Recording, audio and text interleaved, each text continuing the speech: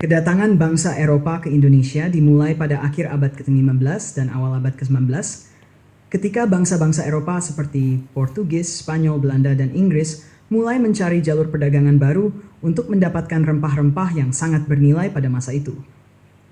Berikut adalah ringkasan sejarah kedatangan bangsa Eropa ke Indonesia. 1. Portugis. Portugis adalah bangsa Eropa pertama yang mencapai Kepulauan Nusantara. Pada tahun 1909, Portugis tiba di Malaka dan kemudian berhasil menguasainya pada tahun 1911 di bawah pimpinan Alfonso de Albuquerque. Tujuan mereka adalah mengontrol perdagangan rempah-rempah dan menyebarkan agama Kristen. Portugis kemudian menjelajahi Kepulauan Maluku yang dikenal sebagai Kepulauan Rempah untuk mengamankan sumber utama cengkih dan pala. 2. Banglahat. Bangsa Spanyol yang dipimpin oleh Ferdinand Magellan tiba di Filipina pada tahun 1521 dan berusaha memperluas pengaruhnya hingga ke Maluku. Spanyol dan Portugis terlibat konflik karena bersaing dalam memperebutkan wilayah di Maluku, tetapi mereka kemudian menyepakati Perjanjian Zaragoza pada tahun 1929 yang membatasi wilayah pengaruh masing-masing di Asia. Belanda. Pada tahun 1906, Belanda pertama kali tiba di Indonesia dengan ekspedisi yang dipimpin oleh Cornelis de Houtman.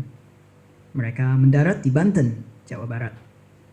Setelah itu Belanda mendirikan Verenigde Oost-Indische Compagnie pada tahun 1902 yang menjadi perusahaan dagang terbesar dengan monopoli perdagangan rempah-rempah di Nusantara.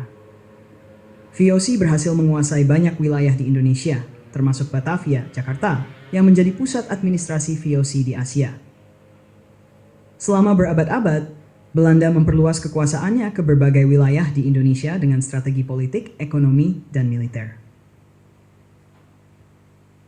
Inggris, Levisma. Inggris juga sempat menguasai beberapa wilayah di Indonesia, terutama pada masa ketika Belanda di bawah kekuasaan Prancis selama era Napoleon. Pada tahun 1811, Inggris mengambil alih kekuasaan Belanda di Hindia Timur selama 5 tahun.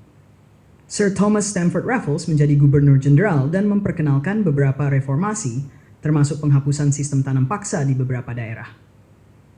Setelah Perang Napoleon berakhir, Inggris mengembalikan wilayah Hindia Timur kepada Belanda pada tahun 1819 sesuai dengan Perjanjian London.